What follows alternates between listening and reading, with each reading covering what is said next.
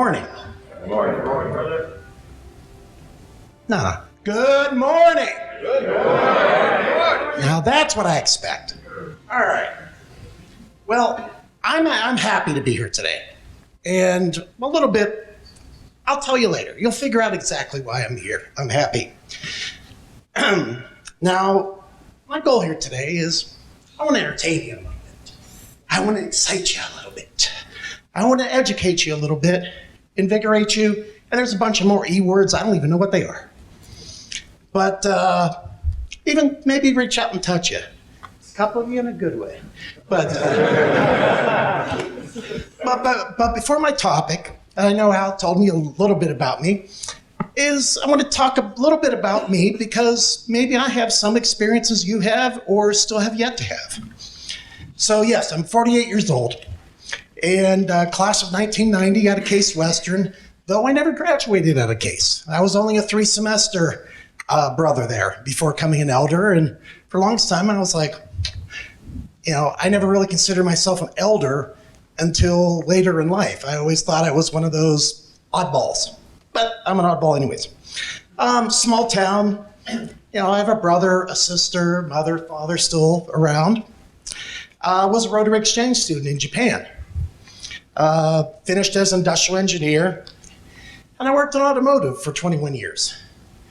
Don't go into it. It's brutal. It'll beat you up. I've been burnt out 3 times and kept coming back from it. Stupid. I don't know what I am, but I kept doing it just because that's what you do. For work, got to travel to the exotic, countries of Canada, Mexico, Brazil, and China for a year. I always wanted to keep working with Zeta Psi during those times, but, work had its other things. I was always like the bloodhound. I kept wanting to keep working, and I, didn't have that balance in life and was not really even physically close to the chapter. So during most of my time, I never got a chance to, have time to work with them. Well, when I finally escaped the automotive industry, I got a chance to work for the Department of Veterans Affairs, Central Office, D.C. My boss's office looked out over the park. I could see the White House, see the Washington Monument, and I'm like, wow, this is living the dream. I remember going down to the park, sitting in front of the White House. They're arresting somebody, and I'm sitting there eating my pizza going, wow, lunch at a show. This is pretty awesome. Like a spy movie, too. You're sitting there going, I wonder what's going on over there. But, and I figured also in D.C., there's 3 chapters. One of them's bound to like me. There's law of probabilities there. So I sort of started hanging around the Delta Chi guys. I'm like, all right, I'll take them. But, during my work, I'd, finally, I was making good money and living well. I'd actually had a house in Michigan, was 2 years within paying it off. So I moved down to this little apartment, taking the train, and so it was a nice time. But as we're looking on, I wanted to say, legacy is really what I'm here to talk about today. And part of it is, what is legacy? And this is where I wanted to ask a few people here, because do we really know what it really is? And current Phi Delta Chi, what's legacy to you?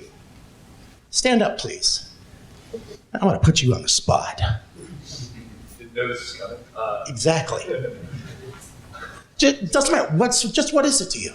How you make your values continue on after you pass, whether that's to a different location or a different status. That's okay, great.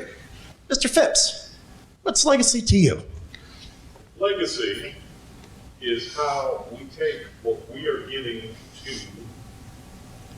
our friends, our family, our fraternity, and passing it on so it continues through the generations. Okay, one answer. And lastly, Mr. Key. I'd probably go with a sort of butterfly effect type of definition. It's everything you've done, the impact it has throughout the future. Okay, all different answers. Some people might say, family's my legacy. My scope of work is my legacy, what I've done for work. The definition comes, a gift by will, especially of money or other personal property. I'm sure Greg loves that answer.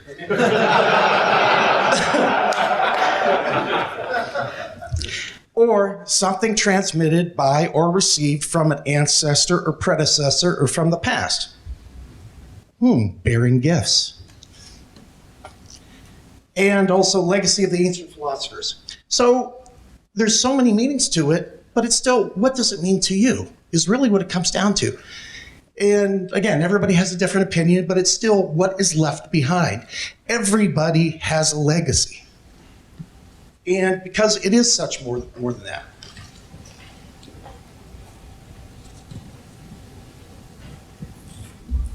And things can affect that legacy, positive and negatively. But what makes up that legacy? Respect, loyalty, trust, honesty, integrity. Those are some of the things that can literally make it up. An example, look at the past president of the United States, Abraham Lincoln. What would be his legacy? Honest Abe. Excuse me? Honest Abe. Honest Abe, exactly. Everybody knows him by Honest Abe. Interesting. That here's an idea that is his legacy. So I've one of the things I found, respect is earned. Honesty is appreciated. Trust is gained. And loyalty is returned. I thought that was quite interesting because it still ties in a lot of concepts, but it's still identifiers to you. You are creating your own legacy. And this isn't just for the actives, this is for the elders. I don't care whether you're 21 or 81. You still affect your legacy every day. And everything you say and do, how you say it, is what makes you and your legacy. I mean, I'm sure somebody could be considered a loud, obnoxious individual in jackets. Or you want to be known, hey, he was a great guy. He was really a philanthropist. Whatever you want your legacy to be. But you can always change it for the better or for the worse because of what you do. Sometimes it may not even, it could be an accident. You say something and it turns out to be the biggest thing. Me here today, I had wanted to do something and I said, hey, you mind if I speak? I thought it would be just off the cuff of, the tail end of a luncheon, not in front of all you great brothers.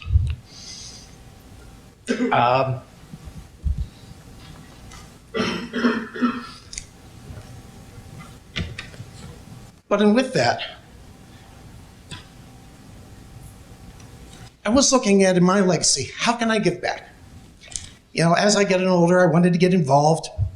And I looked at my new chapter, founded 1884. We got 130 some odd years. And I looked at our charter. 2 feet wide, 3 feet tall, grand stripped, and I always loved that thing. I mean, that was awesome to me, seeing that history. Then I go to the Delta Chi chapter, and, well, you guys have nothing. I'm sorry to say that. It's not that you suck. Try not to suck, but, but they're a newer chapter. And it was just, part of that dynamic in seeing, I've got all this history and that in mind. Heck, we've lived in the same chapter house now since, early, 66. 66. And now it's 2016 in the same chapter house. Also the difference of, we have 48 rooms. They're lucky to get 5 or 6 brothers in the same house. So to me, it was quite a dynamic as I started to work with these guys and, learning from my past and then hopefully now with the new chapter again, as I move back to my hometown. So as Al alluded to, part of the reason I'm even doing this is because of my cancer that I got, last September.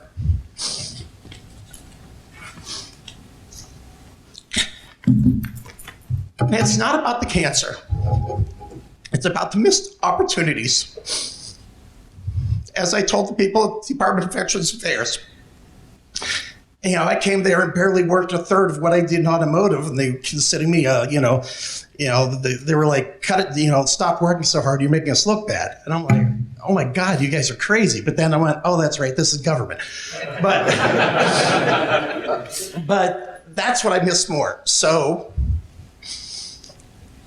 in coming to that, I was looking at what could I give back? And not money.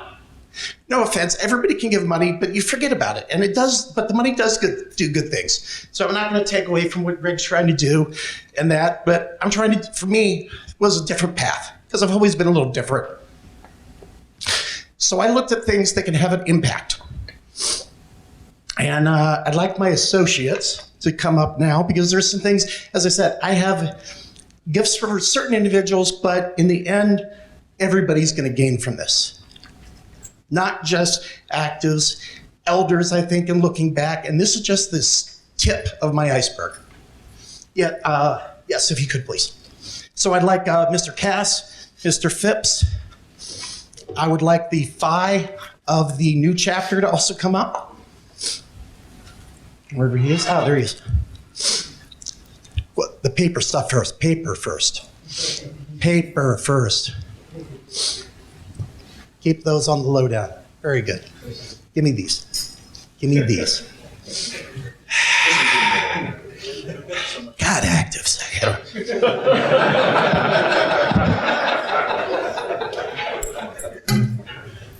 If I may, please. Yes, you may. Just to.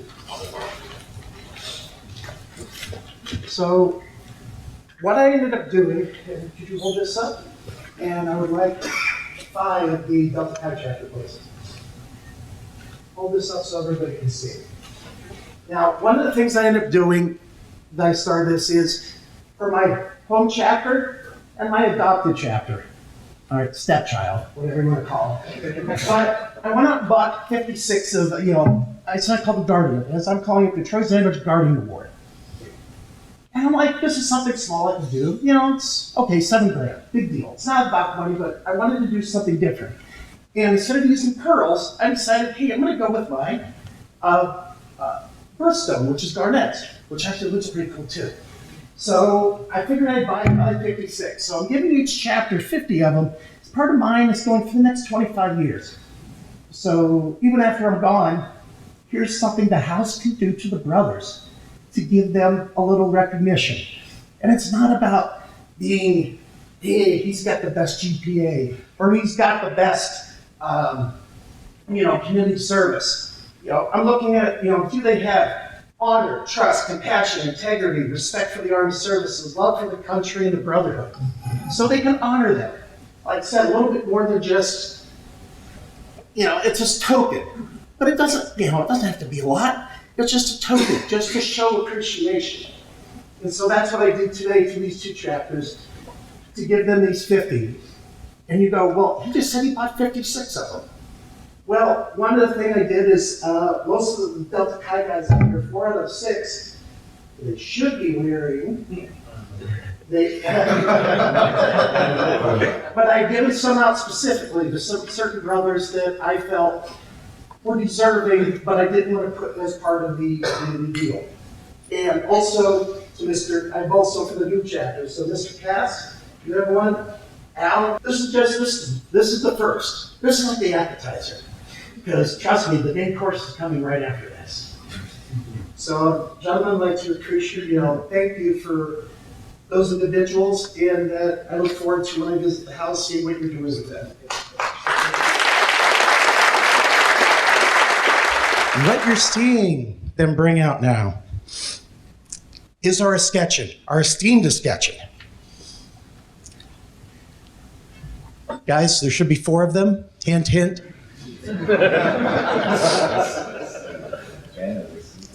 So these are 4 of 75 bronze escutcheons made 16 inches by 16 inches square. The reason I bought them is, as I said, I went into one chapter, we have tons of history. I have another one that has nothing. I said, no, every chapter deserves to have something.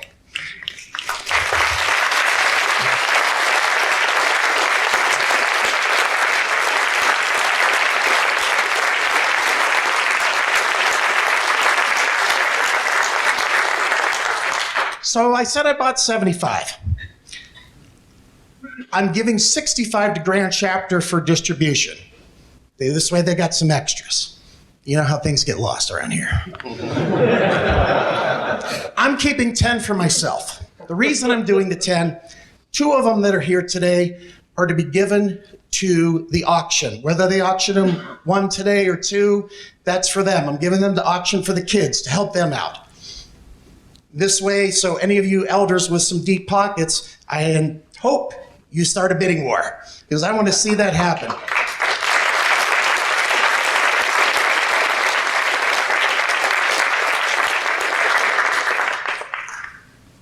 So that left 8. 2 of them I'm keeping for myself. 1 I'm actually going to put on my tombstone. And interesting, but I figured, hey, what the hell? I'm the first one with a sketch it on there, a tombstone. Hey, maybe I could end up being like Edgar Allan Poe and the guys come and leave drunk stuff for me. I'm like, okay. But the other 6, there's still people I wanted to honor. 2 of them happen to be here again today. So, Mr. Phipps, can you read the back of yours? I can, but it's Ron's. Okay, that's idea. Read. To Ron, you say, always the mentor in Tau Kappa Phi, Troy Zenevich. Now, Ron, read yours. These are heavy. To Alan Phipps, Nu Theta, my big brother, in Tau Kappa Phi, Troy Zenevich.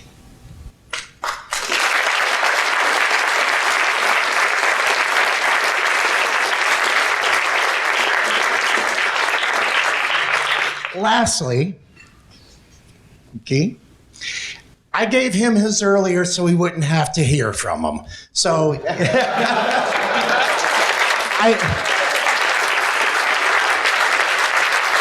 No, seriously, I did give it, even though I haven't known him a lot. And I told him that as he took me for, I'm in the hospital, lying in bed, coming back out of a surgery, and he's sitting at the end. And I thought it was appropriate time to, I said, oh yeah, by the way, I'm giving you a plaque. And he's like doesn't know whether I'm like on drugs or what. So I figured that was the best thing to do. And I'm like, I surprised, seeing Keith surprised and speechless. Imagine that.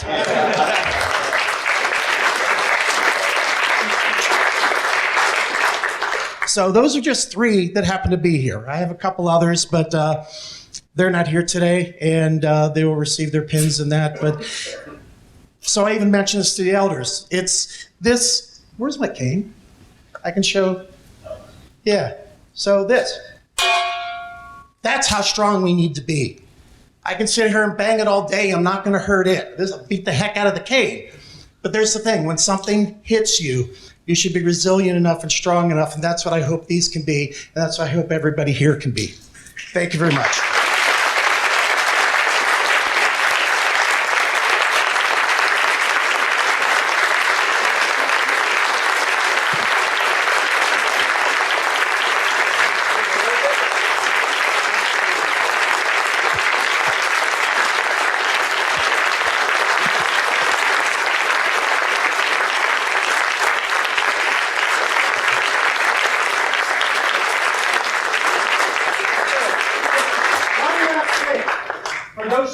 When the chapter guardians bring those plaques to you, I challenge you to come visit me in my hometown of Ohio. Come learn, come get some stories of me.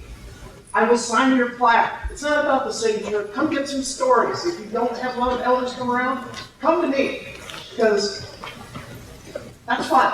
To me, that's fun. Talk about history, learn from you guys. Like I said, we may share experiences. So I challenge you, seek me out.